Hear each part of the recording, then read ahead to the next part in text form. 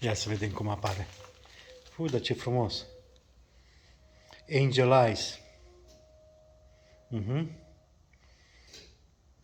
Mi-aș pune și eu pe Pajero, numai că pe Pajero cred că trebuie original, nu? La mine. Cum e? Fain, foarte frumos. Vai. Plin de becuri, zici că e frumos. Bump stoppere. Bun. Hai de capul meu, Simi. Nici acum, dacă nu mai câștigi, nici acum cu mașina, nu mai ai scuză. Ce scuze ai, hă? Nu mai are scuză. I-am ușurat și ușile, am făcut mai mici. Cam cât... I-am mâncat cam câte kilograme purta alea ca pot astea, cât chiti pe Hai de că... Iar punem așa pe o bucățică din capot. Punem mână. Aha, foarte greu. Vezi cât chiti. Dar de ce? De ce-o pus? Păi eu am fost chit ca ce să fie frumos, știi, dar păi atâta era tabla și uite cât era chitul. Hai de capul meu. Atâta capotul. Am mâncat să jos acum.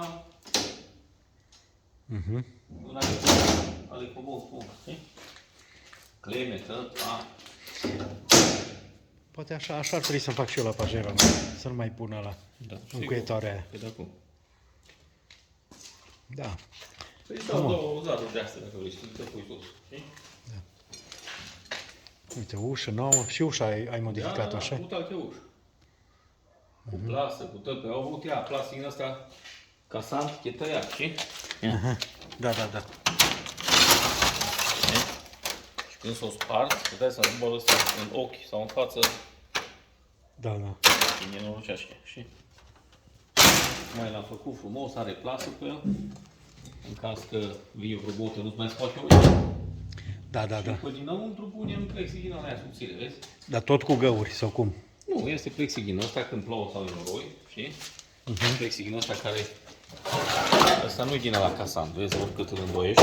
Da, da. Uite, vezi, nu se rupe. Vezi? Așa și să poți să-l iei frumos, Da, jos. îl faci exact ca un geam, îl pui pe Când e cald. dinăuntru, Da, îl prinzi pe dinăuntru și îl prinzi cu niște colere de plastic, știi, când e noroi. da, Și când nu e noroi, tai colerele, le iei jos și îl pui în spatele scaunului, știi? da. Și aia e risire, știi, normal. Acum, ăsta mai am... Asta e le schimbi? Da, da, cum am dat colă nouă. Să vezi pe față să facă, nu... Trebuie să-mi comand și mie. No, turbină nouă, tot circuitul nou, Turbină nouă. intercooler altul.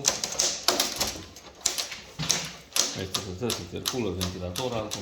Hai de cap. Făcut circuit scurt la aer, știi, ca să nu mai piardă, cum avea furtunii alea lungi, știi? Scurtat botul, îți dai seama, când l-ai scurtat de aici, de vizibilitatea aia, știi? Da. Ia uite ce s-a făcut botul aici.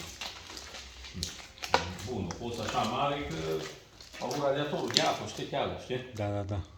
Trebuie să le Așa punem. cum le-ai mutat în spate? Da, să în spate, știi? Ah, Și acum, mutându-le în spate, i-am putut să-i fac fața scurtă, știi? da, da, da, da. Hai de capul I-am meu. modificat și partea de plasmă de la troliu, să vină aici, știi? Frumos. Vine cățat aici, fac, vine copilul, mă opri și se duce, știi? Știu, dar nu-i prea bine legat din ăsta, că îl trage în sus când îi mocirlă și nu-i trage puntea sus, știi? Nu, el e la opă, nu e la extrem, știi? Da. Nu. El e la opă, nu e la extrem, știi? Că am văzut la tine, cred că e pus pe La punte. extrem îți trebuie, da, pe punte, că faci tăpelul de pereți drepți, Da. atunci când troliezi, ridici puntea, da. El oricum nu îi ridică, că îi ridică caroseria până când ajunge ăsta în capă, Ah, da, știi? da, da, da, da, Când da, ajuns în capă nu mai Da, ridică, da, da, gata, da. știi? Da, e Are bun, da, limitatorul da. ăla, știi? Da. Deci atâta îi ridică, știi? Nu mai mult. No, astea, după ce ieșim cu el, le reglăm exact, știi? Fac. Exact, că trebuie în funcție. Păi și cum le reglezi astea? În funcție de ce? Păi în funcție cât de des bat, știi? Aha. Știi că le băgăm presiune de azot, tot, și după aia ieșim în probă. Mergem cu el. Dacă vedem că bat prea des, adică ajung prea repede în tampon, Da. le ridică un pic mai sus, știi? Atunci în funcție de cum zice pilotul, cum o simte el, bă, nu-mi place, că bate prea des, dum. Nu știu, și atunci Stai trebuie mai să, sus, știi? trebuie să vină Simi duminică ca să exact, probează, exact. că dacă nu... Da, pe loc, faci o tură și zici, bă, nu-mi place că bate prea repede, știi? Vreau să bată mai încolo. Și îl dai mai sus un centimetru, știi? O să Simi, duminică te prezinți că facem o ieșire, facem extrem. Da, duminică trebuie să vin și de. Da. No, frumos, fain a ieșit, foarte frumoasă, foarte frumos. E total diferit ca și confort, nu numai ca frumos. Știi? Că tu din față, de pe scaun, vezi mult mai bine fața. Da, da, Aici, când era până aici, și așa era dreaptă, și Da. nu vedeai, mai ales pe urcările drepte în sus, știi? Când avea o dreaptă urcare din aia, era numai botul mașinii. nu Știu vedeai că am fost sau- eu cu el, da.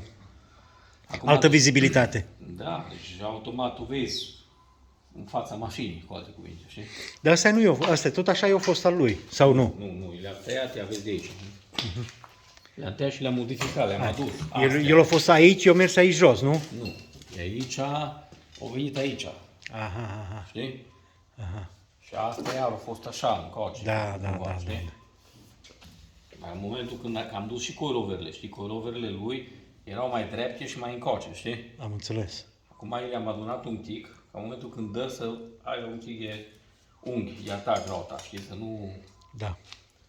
Și am lăsat și pe spate, dacă te uiți atent, îți lăsate pe spate, știi? Da. Totdeauna că... Are altfel impactul și la când mergi înainte, și exact, când da. vede ceva, deja e mai, cum să spun, e mai plăcută suspensia, știi? O Da. ia așa mai ușor, nu bu, știi?